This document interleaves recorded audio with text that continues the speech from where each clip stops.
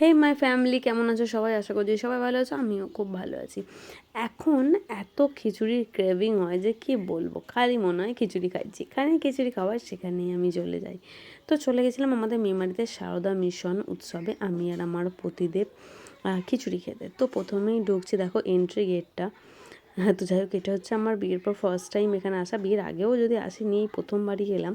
তো প্রচুর পরিমাণের লোকজন হয়েছে, প্যান্ডেল করে চেয়ার টেবিলেও খাওয়াচ্ছে, প্লাস যে যেখানে পাচ্ছে বসে খাচ্ছে। খিচুড়ি খেতে গেছি, অথচ মন্দির দেখতে পাইনি। তো যাই হোক, যেটা করতে গেছি সেটাই তো আগে করতে হবে। তো দিয়ে দিয়েছি লাইন।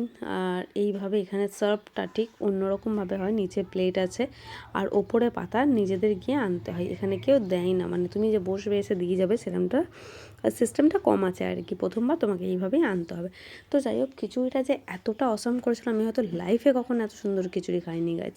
তার সঙ্গে ছিল একটা চাটনি, চাটনির মধ্যে কী ছিল সেটা আমি জানি না নিজেও। তো যাই হোক, খেয়ে তো টেস্ট করে দেখলাম, অসম্ভব সুন্দর, অসম্ভব।